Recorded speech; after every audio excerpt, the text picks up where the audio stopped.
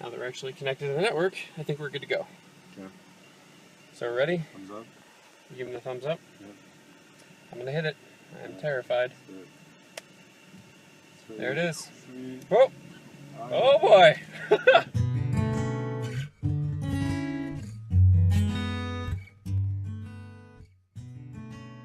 Hi, I'm Ethan, and I worked on the ROS to JAWS project. First, I'm going to tell you a little bit about what that means. ROS is an open source architecture for robots. It's free for anyone to use, and it's fairly popular. It's compatible with a wide variety of sensors, simulators, and other robotics programs. It is separated into nodes and uses a message passing system to pass information between the nodes. JAWS is the government-mandated architecture that runs on our autonomous car.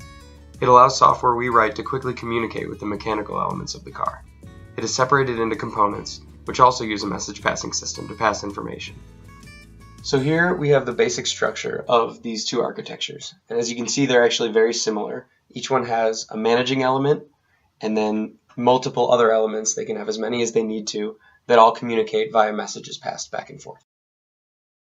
To allow for communication between these two architectures, I created a hybrid bridge component that, while still functioning as a JAWS component, was capable of receiving messages to and from ROS. First, I made a simple bridge component that could only pass single numbers between ROS and JAWS, but I needed to show that the bridge could be applicable to real-life situations. To do this, I decided to use the comfort controller, an existing JAWS component used to make the car make a smooth turn to the right. I used my bridge to offload some of this component's computation onto ROS. If it works as expected even with the bridge integrated into the code, then I can say for sure that our bridge will be useful on a real car. When I first took the code out to the car for testing, it didn't go as well as I had hoped. That's right. But after making a few improvements, I got some surprisingly good results. You can see here that the turn made with ROS integration is smooth and looks about the same as it did before. So how can we make this really useful? Well, the vehicle simulator that we had on JAWS was not very helpful, while ROS is compatible with many great simulators. I chose to use a simulator called Gazebo, and Alex, another member of my project group, built a great simulation of our car in Gazebo.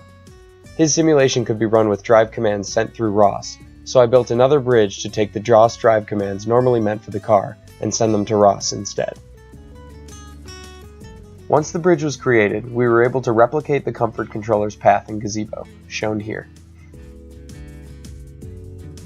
PJ, the third member of my group, created a code generator that would allow us to easily create more bridges for other ROS nodes that we might want to use with JAWS. This project was a great success and hopefully will be really useful for future research on the car. Thanks for watching.